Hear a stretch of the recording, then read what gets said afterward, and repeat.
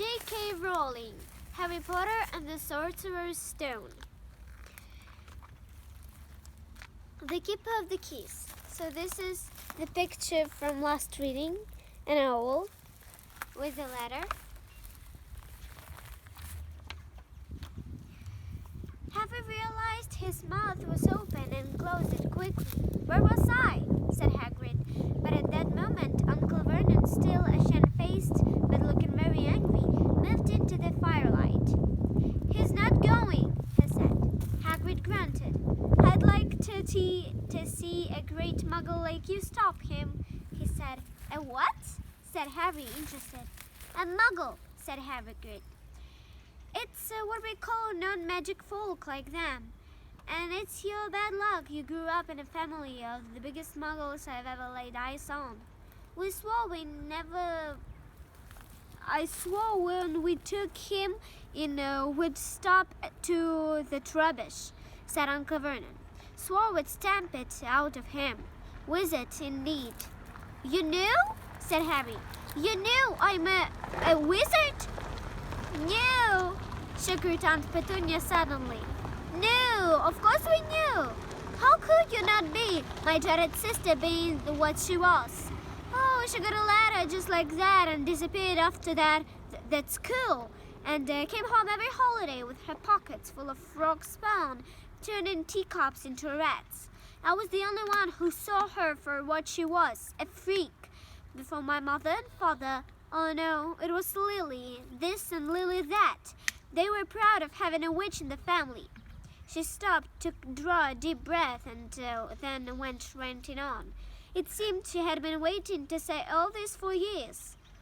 "Then she met the Potter at school, and they left and got married and had you. And of course, I knew you'd be just the same, just as strange, just as abnormal. And then, if you please, she went and got herself blown up, and we got landed with you." Harry had gone very white. As soon as he found his voice, he said, "Blown up? You told me they died in a car crash." "Car crash," wrote Hagrid, jumping so angrily that the Dursleys scuttled back to the corner. "How could a car crash kill Lily and James Potter? It's an outrage, a scandal. Harry Potter not knowing his own story when every kid in our world knows his name." "But why?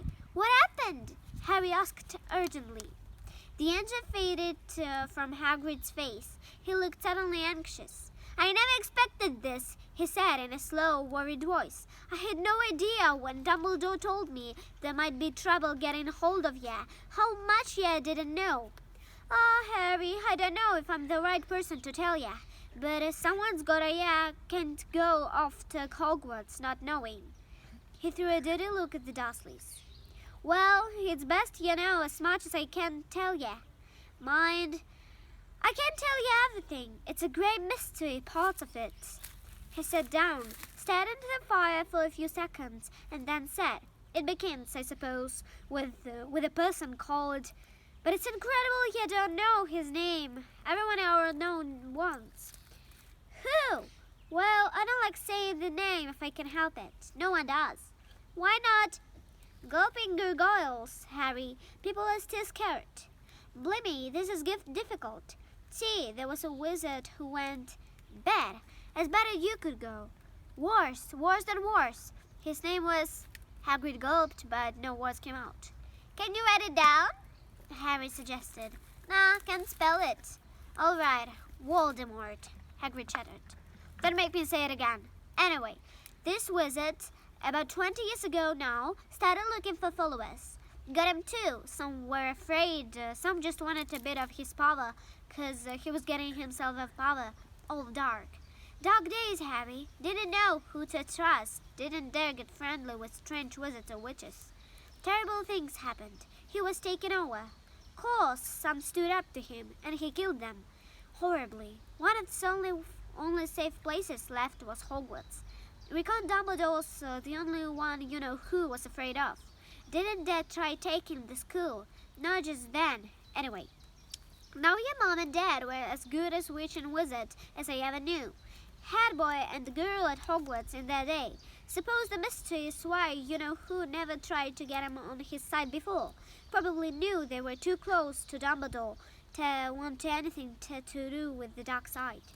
Maybe he thought he could persuade him. Maybe he just wanted him out of the way. All anyone knows is he turned up in the village where you was all living on Halloween 10 years ago. You was just a year old. He came to your house and Hagrid suddenly pulled out a very dirty spotted handkerchief and blew his nose with a sound like a foghorn. Sorry, he said, but it's that sad. Your mom and dad, nice people, yeah. Couldn't find... Anyway, you know who killed them. And then, this real mystery of one thing. He tried to kill you too. Wanted to make a clean job for it, I suppose. Or maybe he just liked killing by then. But he couldn't do it. Never wondered how you got that mark on your forehead? There was no ordinary cut. That's why yet when a powerful evil curse touches you. Took care of your mom and dad at your house, even. But it didn't work on you. And that's why you're famous, Harry. No one ever lived after he decided to kill them. No one except you. And he'd killed some of the best witches and wizards of the age. The McKinnis, the Bones, the Pruitts. And you was only a baby, and you lived. Something very painful was going on in Harry's mind. As Hagrid's story came to the close, he saw again the blinding flash of green light more clearly than he had ever remembered it before, and he remembered something else. For the first time in his life, a high, cold, cruel laugh. Hagrid was watching him sadly. Took you from the ruined house myself and Dumbledore's soldiers. Brought yet his lot. Load of load, Tosh, said Uncle Vernon.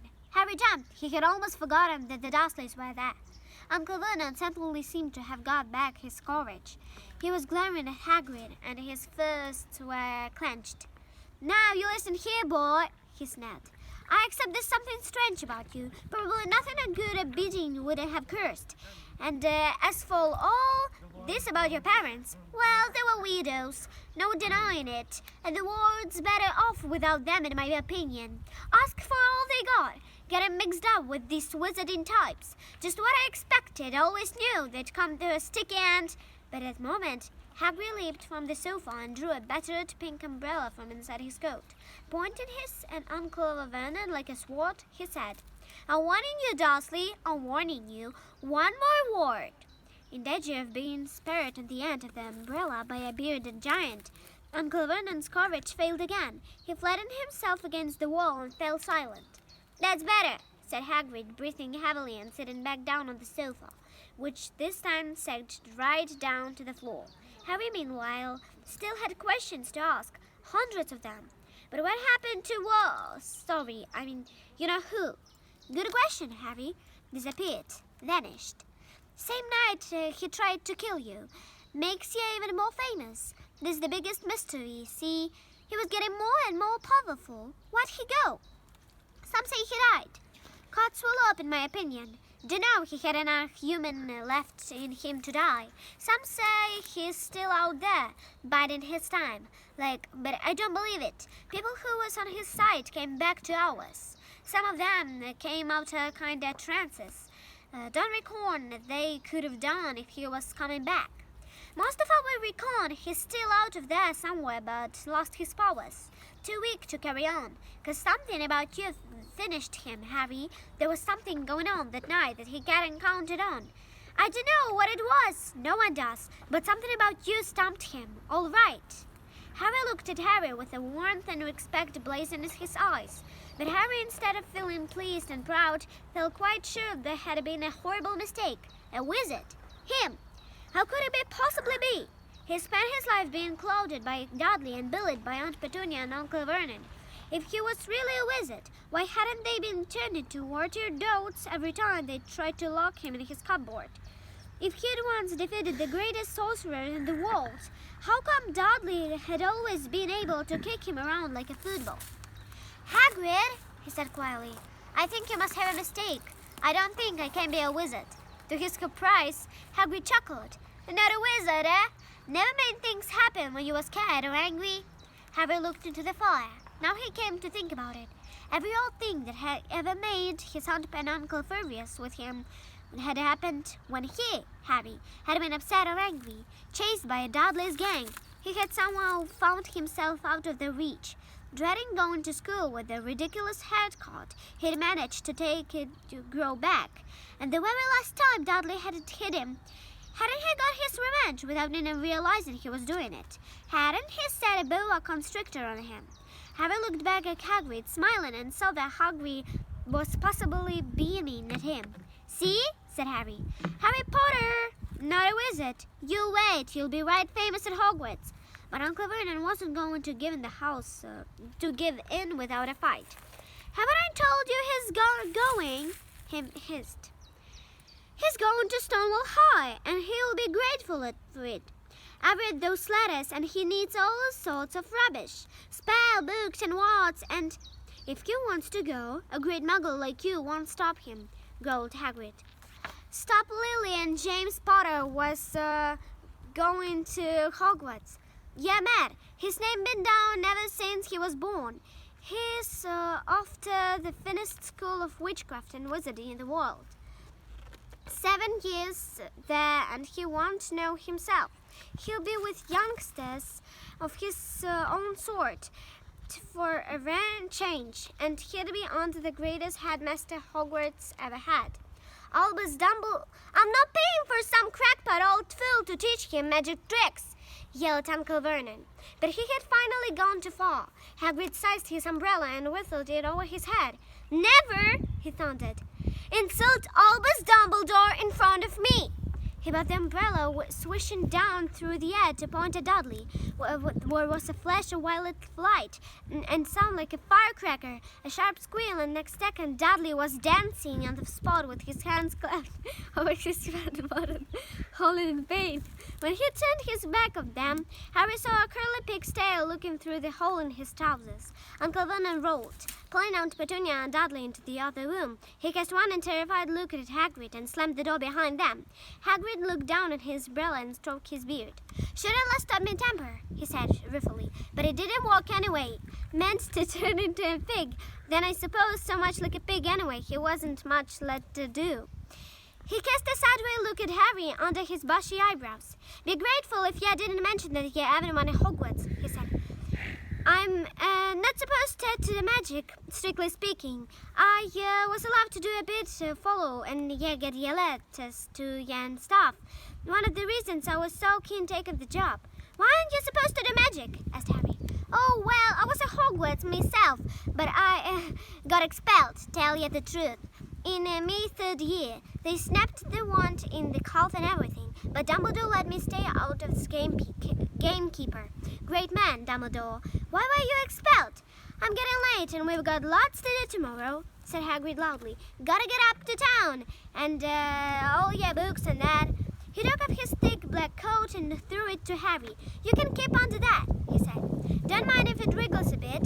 I think I still got a couple of novices in one pockets." This is the picture.